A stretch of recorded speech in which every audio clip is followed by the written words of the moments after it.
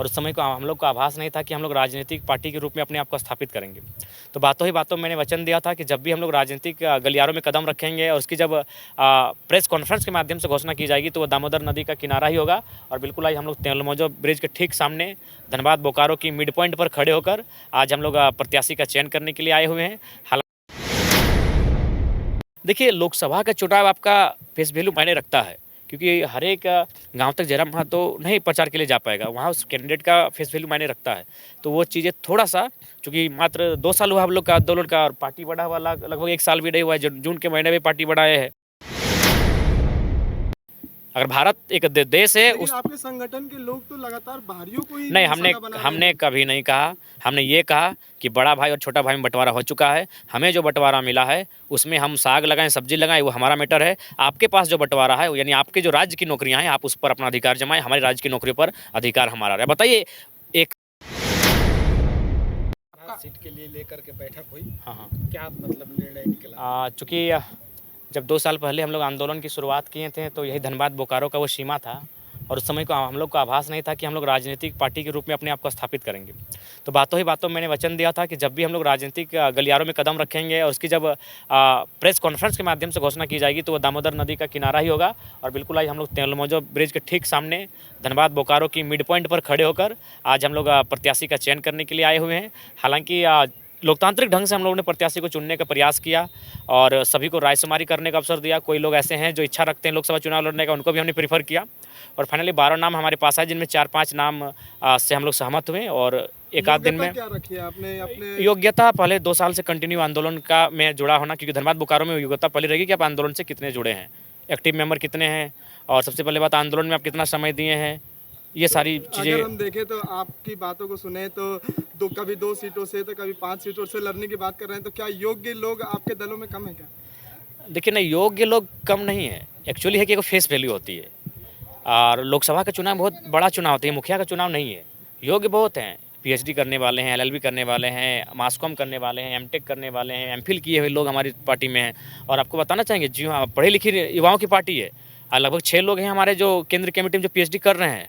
आसाम से पीएचडी किए हुए डॉक्टरेट लोग हमारी पार्टी में महासचिव के पद पर हैं। पढ़ी लिखी और योग्यता की कोई कमी नहीं है, बस ये है कि फेस वैल्यू जो भी कारण रहे। अगर हम देखें तो बीजेपी के तरह आप भी फेस वैल्यू पे ज़्यादा ध्यान दे रहे हैं। देखिए, लोकसभा का चुनाव आपका फेस वैल्यू मायने रखता है, क्योंकि हर एक गांव तक जयराम महातो नहीं प्रचार के लिए जा पाएगा, वहाँ उस कैंडिडेट का फेस वैल्यू मायने रखता है। तो वो चीज़ें थोड़ा-सा, चूँकि मात्र 2 साल हुआ हम लोग का आंदोलन का और पार्टी बढ़ा हुआ लगभग 1 साल भी नहीं हुआ है, जून के महीने में पार्टी बढ़ाए हैं। तो ये चीज़ें थोड़ा-सा यथार्थ की राजनीति करने वाले हम लोग इस चीज़ को देख रहे हैं अपने खामी के रूप में। लेकिन मेरा मानना है कि हम लोग अपनी ऊर्जा को सबसे महत्व रखते हैं और भले उनकी फेस वैल्यू नहीं है, लेकिन जब हमारे प्रत्याशियों की घोषणा होगी, गाँव-गाँव तक हम लोग आसानी से चले जाएंगे। कितना टसन होगा धनबाद लोकसभा, जो कि बीजेपी एक भोजपुरी स्टार को उतार करके क्या असर पड़ेगा जेबीकेएसएस पर? अभी तक शायद कन्फर्मेशन नहीं हुआ है वो। अच्छा, पवन सिंह जी का लगभग भारतीय जनता पार्टी से आपका आंदोलन धनबाद और बोकारो रहा, लेकिन आप धनबाद और शोभा छोड़ के आप गिरिडीह लोकसभा में क्यों लड़ रहे हैं? बिल्कुल, आपकी बातों में पॉइंट है और मेरे सवाल का जो उत्तर होगा उसमें भी पॉइंट है। लड़ने का रीज़न ये है कि मेरा जो खुद का वोटर आईडी है, जब हम खुद बात करते हैं कि भाई जिनका यह वोटर आईडी रही, जो लोग इस क्षेत्र के रहे हुए लोग लड़ते हैं, तो मेरा खुद का वोटर आईडी गिरिडीह लोकसभा में है। मेरा गाँव, मेरा प्रखंड, मेरा पंचायत, मेरा विधानसभा, मेरा लोकसभा गिरिडीह है। इसीलिए मैंने खुद के दल और आपके दल के प्रत्याशियों ने, लोगों ने जो बाहरियों के लिए जो शब्द और वानियों का इस्तेमाल किया, तो कितना साथ लगता है मिलेगा बाहरियों का?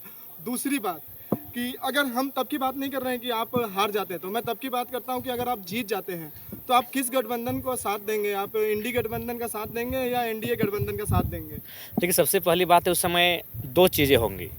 जिनका साथ देंगे उनसे एक बार चर्चा होगी कि आप हमारे मुद्दों के साथ कितने हैं, हमारे जो स्थानीय मुद्दे हैं उनके साथ आपकी क्या प्रतिक्रिया है। और दूसरा राय होगी जनता के साथ कि हमको किसके साथ जाना चाहिए, क्योंकि आज सोशल साइट्स का ज़माना है।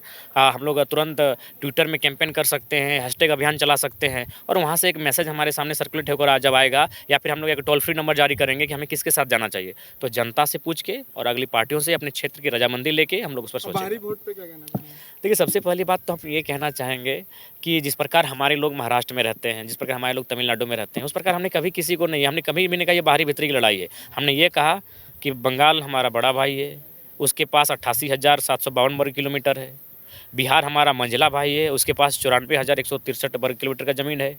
उड़ीसा हमारा संझला भाई, उसके पास 1,55,707 वर्ग किलोमीटर है। और झारखंड सबसे छोटा है, इसके पास 79,714 वर्ग किलोमीटर है। अब मेरा सवाल ये है, अभी देखिए कल का रिजल्ट आया, 61 में से 39 यूपी बिहार के हैं। बताइए ये अन्याय है कि नहीं है? ये भारी भरती लड़ाई नहीं है भैया, कुछ लोग हैं, कुछ लोग नहीं, हमारे बड़े भाई हैं। अगर भारत एक देश है, लेकिन आपके संगठन के लोग तो लगातार बाहरियों को ही नहीं, निशाना बना रहे हमने हैं। कभी नहीं कहा।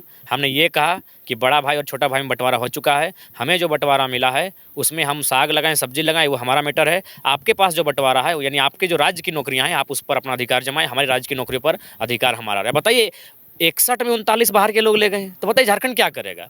यहाँ के लोग अपराधी बनेंगे, यहाँ के लोग कोयला ठेलेंगे, यहाँ के लोग बालू ठेलेंगे, क्या करेंगे यहाँ के लोग? आप ही बताइए, ये कहाँ से समय किसी भी दृष्टिकोण से उचित नहीं है। तो हमारी मैटर करेगा ना चुनाव में? देखिए मैटर करेगा, लेकिन हमारा स्टैंड क्लियर है भाई, हम लोग स्थानीयता पर हैं।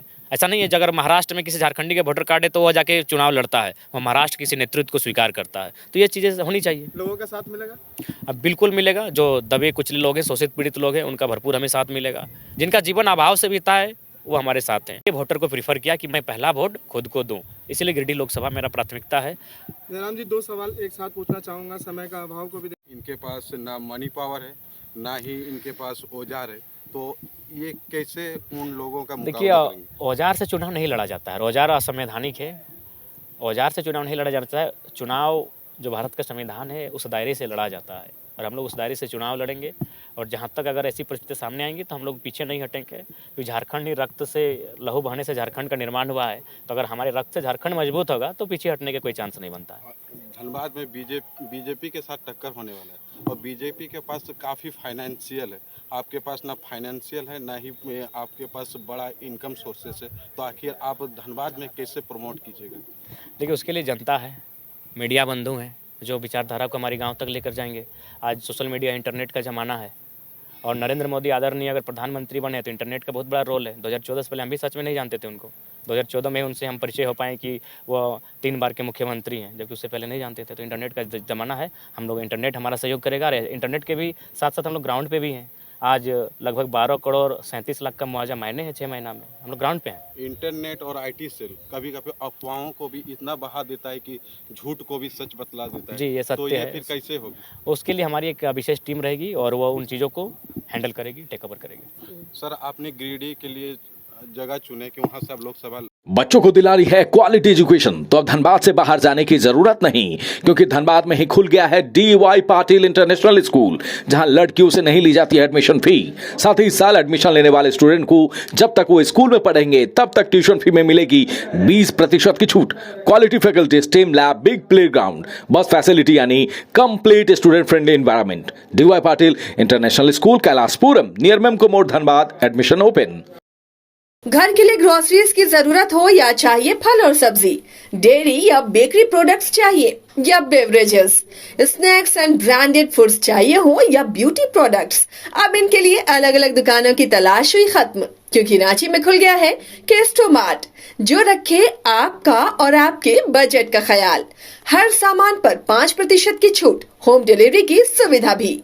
आज ही पधारें Kesto mart, one stop solution for every customer's requirements. Call 9153989339.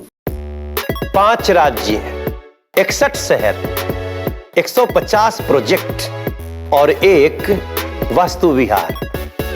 नई सोच, नया घर। बनाए रखिए अपना प्यार, सेवा में है वास्तु विहार।